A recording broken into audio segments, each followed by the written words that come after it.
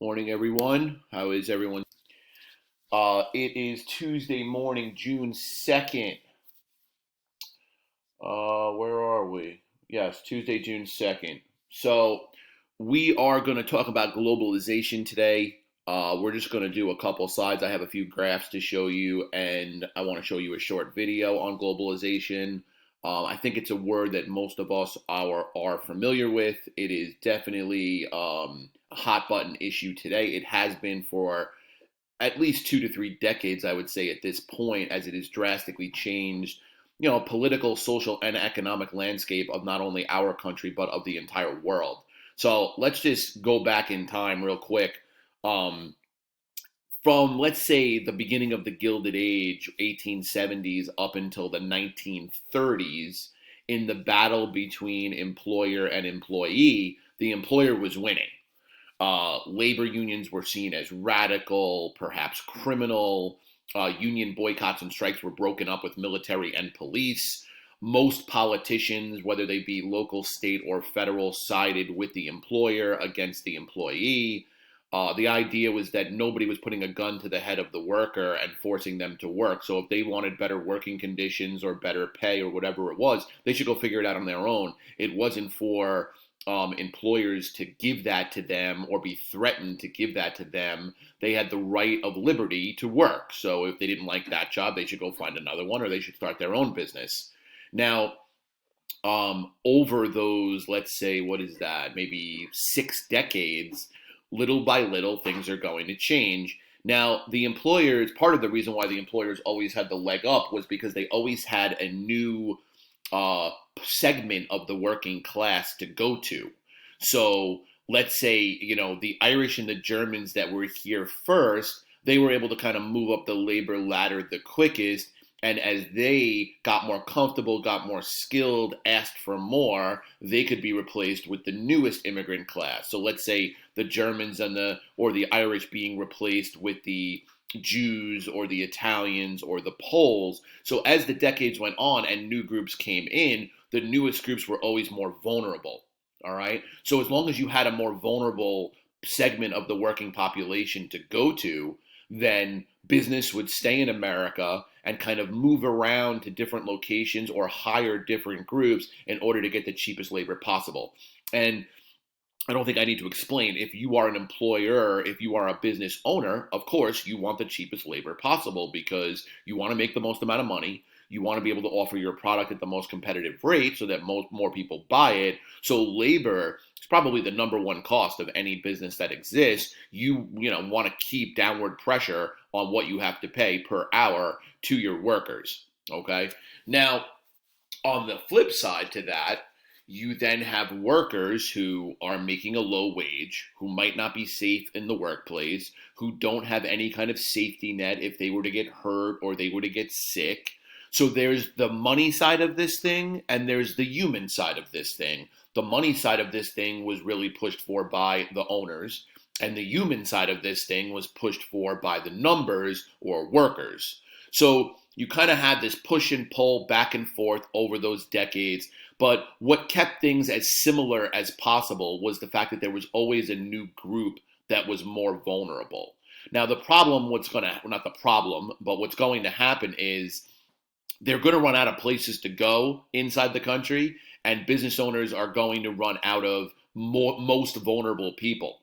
So by the 1930s, we're in the midst of the Great Depression, World War II is beginning, and the labor unions, the Wagner Act, the boycotting, the strike, it's going to get more public, and the value of the worker is going to become more apparent because of the Great Depression and the war. First of all, when most people are suffering during the Great Depression, it's because most people are of the working class. And then during the war, if it's a mass production war and those countries that produce the most are going to win and be successful, then you really, really need the worker. So some of FDR's New Deal legislation with the Wagner Act really solidifies legally the union movement in the country. It makes them legal. It makes them able to organize, to collectively bargain. So it's going to kind of be the heyday for the American worker from the 1930s up into the end of the 1960s. And standard of living is going to go up. wages are going to go up. The amount of things that people can buy, that the common person can buy, is going to go up. That is going to help lift the economy, and you're going to see a wider spread prosperity in America between 1930 and 1970 than you've probably ever seen before. And those two generations, they kind of helped put us on the track we are today in terms of our expectations out of life. And I think that most Americans' expectations is that if they work hard, they get an education, they work hard, they can pretty much do whatever they want, and they believe that they can live a better life than their parents, okay, and the generations that came before them, because that's a successful life. That's the barometer, let's say, of what success actually is, and it's what every parent wants for their kids. And when you guys become parents, it's what you're going to want for your kids as well. Now, we live in an interesting part of the country and also an interesting part of the socioeconomic ladder, because people at St. Anthony's, the families, the kids that have gone there, the teachers, we're largely the beneficiaries of globalization. And what's going to happen is, starting in the early 1970s, industrialization jobs, or manufacturing, like working with your hands, factory-based jobs, is going to start to decline. And it's going to be a slow process at first. It's really, really going to pick up in the 1980s and 1990s. That's where it's really going to set the stage for what we see today. Now, you have this peak of union membership in the peak of manufacturing jobs, somewhere around 30 to 35 million manufacturing jobs in 1973. That number is somewhere between 12 and 15 million today in terms of manufacturing jobs. So 20 million, at least 20 to 25 million jobs were lost based on those numbers. Because if you are a big company, okay, first, you always produced in New York or Chicago or Boston or Philadelphia, okay? Then labor unions started to get stronger in those areas, so then you hired the most vulnerable people, all right? And you tried to sidestep the unions as much as possible. Then when that became impossible in those cities, you started to move your production to southern or western parts of this country where you could find cheaper labor, all right, where unions were not as strong. And that still exists to some capacity today, but eventually wages got too high down there as well. So you started looking to other parts of the world to produce your goods, because if you go to Vietnam or China to produce clothes, okay, then you don't have to deal with American regulations, American taxes, American minimum wage laws, American legal system where they want to sue you if somebody gets hurt on your factory floor, or if there's a fire in your factory and someone were to die. The amount of benefits and protections that you have to give the American worker far exceeds what you have to give them in some of these other developing countries. So you're going to start to see first gradual and then a more sped up process where the biggest companies in America are going to start moving overseas, and that is going to be a good thing and a bad thing for America. Now, on the good side of that, you're going to have lower prices, because if lower labor prices produces a good, then the cost of producing that good goes down, and it's going to become cheaper to those who buy that good. So people who are on an upward trajectory, all right, who are making more money, whose standard of living is still going up, their standard of living can go up even faster because they can buy more and more things because they're made abroad, they're not made here. All right. Now, we can't underestimate the importance of the 747 and globalization. So commercial aviation, right, the jet that goes up in the air, can pretty much get anywhere in the world from here in 24 hours or less. I don't think there's a spot on the world that there is a longer flight than 24 hours. So think about it. In 1975, all right, if you produced something in California or Washington State and had to put it on the train or put it on truck to get it across the country and go to New York or the Eastern Seaboard, might it be easier to produce it in Vietnam and fly it over? The more planes there are up in the air and the more need or desire there is for commercial aviation, the cheaper those freight prices are going to be. So container ships and the 747, to be able to mass transport goods for cheap prices, is going to help globalization kind of come together. All right. Now, that's the good part for America. Another good part for the rest of the world is that somewhere around 1980, the global poverty population was about 45%. That means 45% of the world's population lived in poverty. Today, that number is 10%. Okay? And what they say that as a result of is globalization. All the jobs that moved to India and all the jobs that moved to China helped lift hundreds of millions of people from very poor to working class. So if they made a nickel a day and now they made $1.50 an hour, that was an extreme or an extraordinary social move up the ladder for the people in emerging economies like China and India.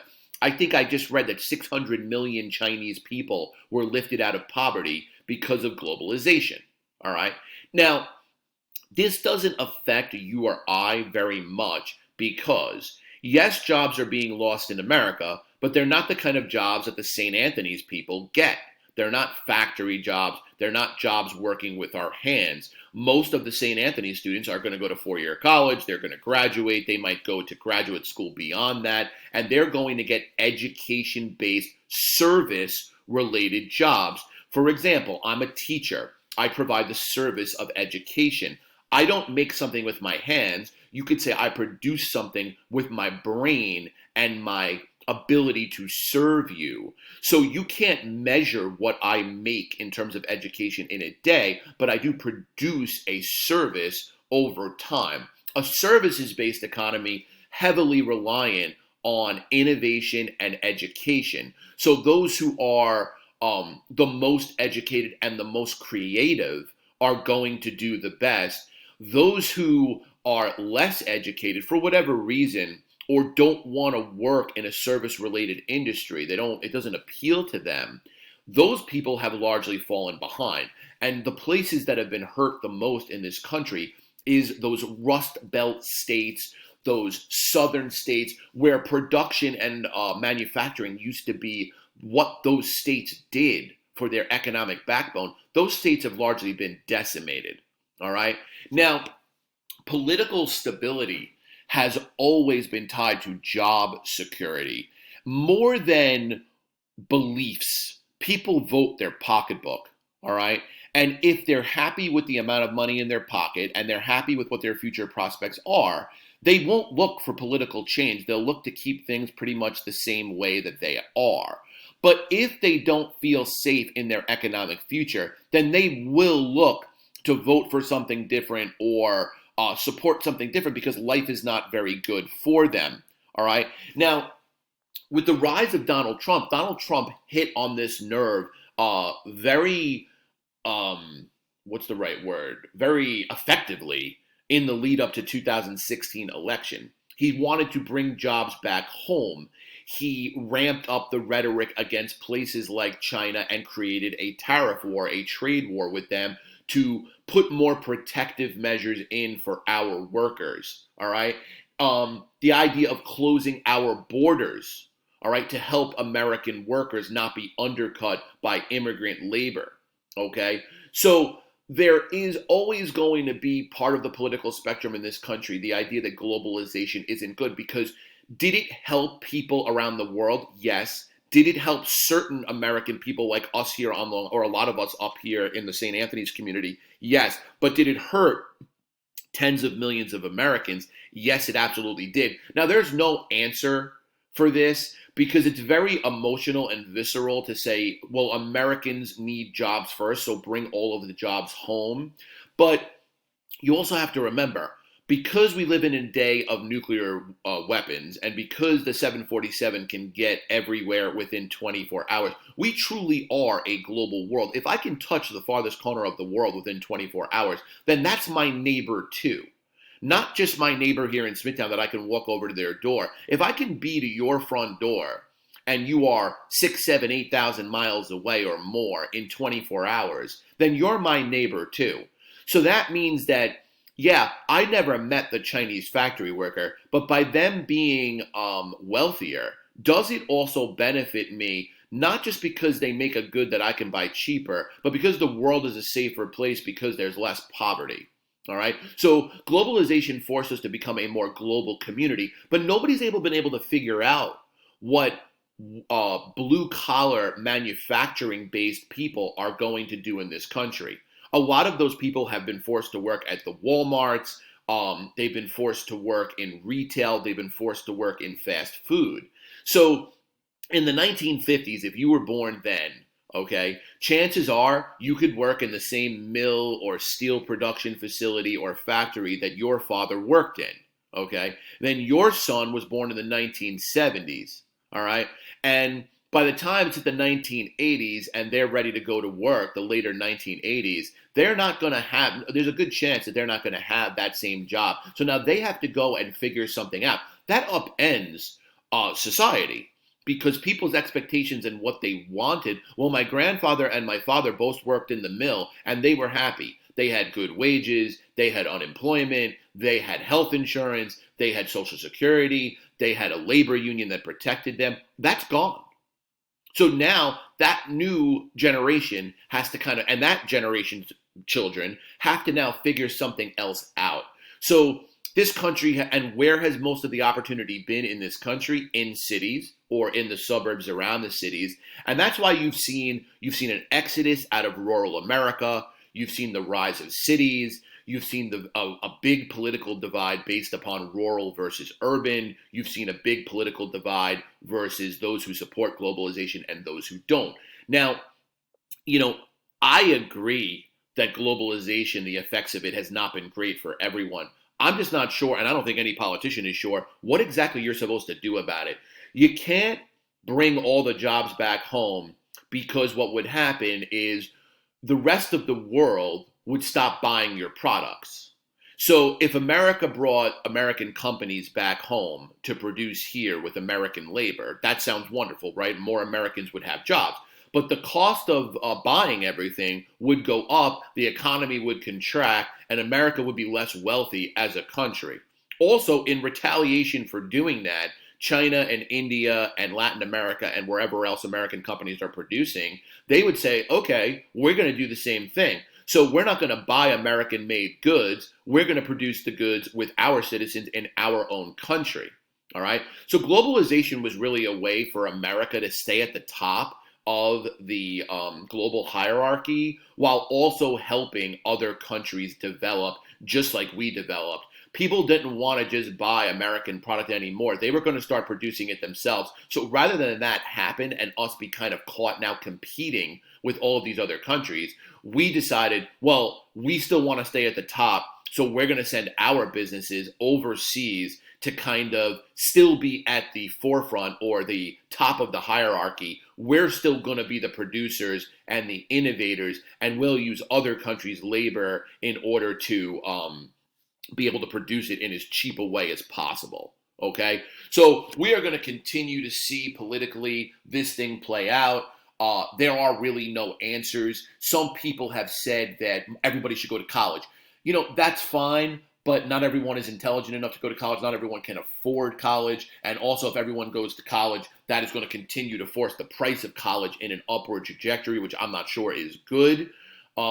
We do need more domestic jobs. Some politicians have talked about infrastructure projects where we will rebuild the roads and the bridges and the tunnels and the airports and the schools and work in new energy power, right? So instead of using gas or coal, you start to harness solar or wind energy. There could be tons of jobs in that field as well. The healthcare profession is where we're going now as well. Nurses, orderlies, physician's assistants, speech, PT, OT. The healthcare field has really diversified and gotten bigger. The aging population. So there are little pockets of opportunity that are out there, but this really taps into the emotion or viscerality of our country because you mess with someone's money, you mess with their expectations of their outcomes and what they believe success is. It really, really changes society. And the big thing here is what globalization has did to the equality metric.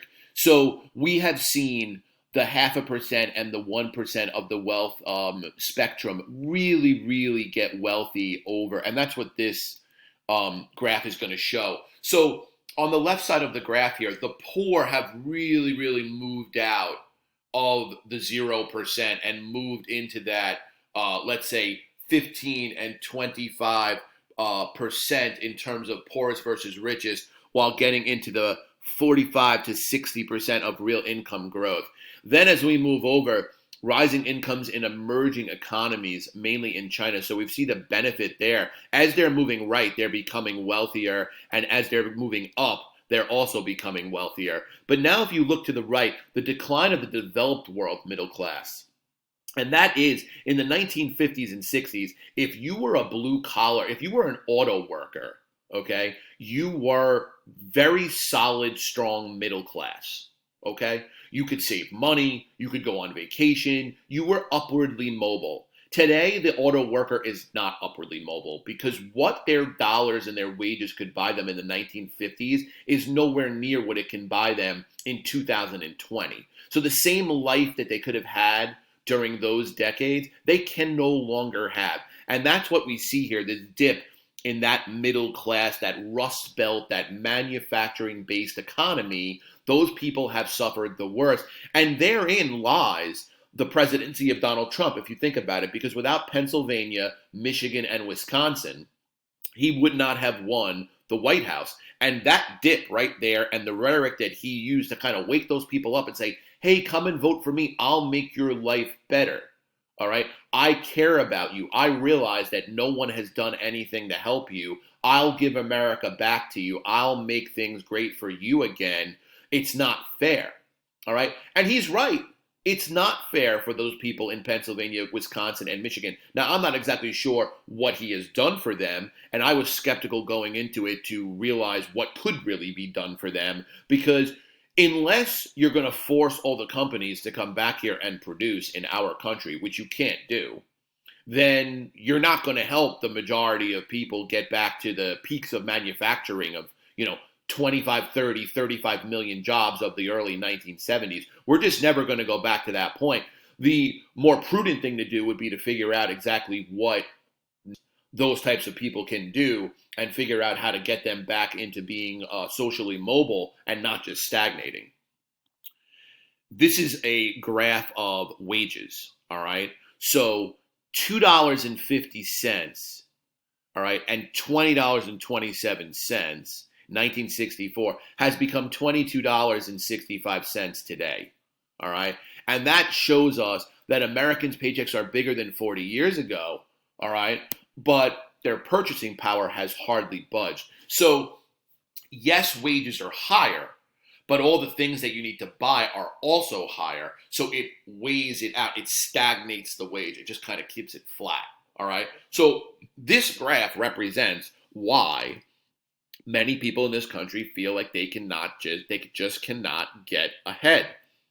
They make a decent wage, okay? But it can't buy them the same amount of things, the same quality of life, the same standard of life, the same outcome from life as it could back in 1964, okay? So this graph really shows it all. Yes, higher wages, but purchasing power has hardly budged. My life's not any better. So the idea, that American dream that I can work hard and become something more, is starting to dissipate, all right, in the 1950s and 1960s. So let us watch this video quickly. I have 1% battery. Globalization often arrives with an unpleasant side effect, increasing inequality. People lose jobs through outsourcing and the increased migration of foreign workers. Globalization also increases the roster of competitive companies, and when they duke it out, only the strongest companies with the best technology survive. As a result, the world's wealth increasingly concentrates at the top. Oxfam reports that in 2011, 388 people controlled more money than the poorest half of the world's population. Just 5 years later, that wealth had concentrated into the hands of only 62 people. This year, Oxfam estimates that just 8 super-rich people have more money than all the money owned by the poorest half of the entire world's population. This problem of inequality is real. Movements like Occupy Wall Street and Fighting Inequality Alliance express frustration and strategize solutions. They argue that a large, secure middle class is the backbone of a strong and growing economy. But others argue that a rising tide lifts all boats, and that people are more likely to ignore these inequalities if they can see their own incomes rising. However, evidence suggests that overall, the tide is no longer lifting all boats. In advanced economies like the United States, Western Europe, and Japan, a general increase in wealth among the middle class is becoming less common. In a study of 25 of the world's most advanced economies, the McKinsey Global Institute found that almost 70% of households have experienced flat or falling incomes in the last decade. This is quite a change from the 1950s through the 90s, when most children could expect to make higher incomes than their parents. Many of those who sense this lack of progress and opportunity for their children have turned their frustration on the very idea of globalization and expressed negative opinions about free trade and open immigration policies. Sensitive to these negative voter opinions, politicians turn inward to help ensure jobs don't leave the country. They lock down borders, decrease the number of work visas, and punish companies for not using local labor. Unfortunately, this solution only makes things worse. History has repeatedly shown that protectionism leads to slower overall growth and decreases the competitiveness of nations engaged in such policies. For example, the Smoot-Hawley tariff of 1930 increased tariffs on foreign goods from less than 20% to nearly 60%. The tariffs worked. Imports to the United States fell by over 60%. Buying foreign products became too expensive, so people had to buy American. This seemed like a great idea at first, but in retaliation, other countries raised their own tariffs as well, and a global trade war began. The world GDP dropped 14%, and the trade wars worsened an already depressed global economy. These sentiments and actions sound hauntingly familiar today. So rather than follow this same path of blocking trade and banning immigration, thereby slowing growth, advanced economies like the US might be better served by finding ways to address the problem of extreme wealth inequality and encourage reasonable sharing in the global marketplace. To do that, companies and governments must work together to improve their competitiveness and make the world more, not less, global. This needs to be done in a way that will help transition and retrain workers who are being displaced, nudging them to areas of growth, which in the US include sectors such as healthcare, information technology, automobiles, energy, farming, education, and financial services. To help workers transition to better jobs, governments and companies may focus on 3 initiatives. The first is to revive growth through increased innovation. The second is to improve transitions from education to employment. And the third is to adjust taxes, raising disposable incomes for low and middle income households. All right, so that was just a little video on globalization. Let's wrap it up there. I hope you guys are all doing well. I put up your... Okay. I put up your capstone writing assignment. It's the last grade of the year. It's due next Wednesday on June 10th. Look over the rubric there on Google Classroom and let me know if you have any questions. You're basically just picking any event or action that we have studied in American history this year that you enjoyed, that you believed was a turning point in American history, kind of the thing that stood out the most to you.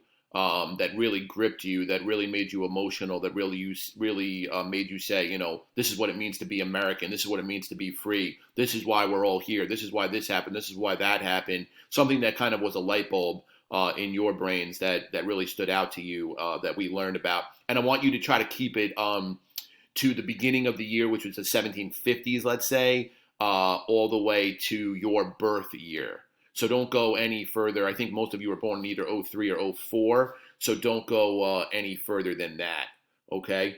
And email me with any questions and I'll get this up on Edpuzzle and I'll see you guys soon. Thanks.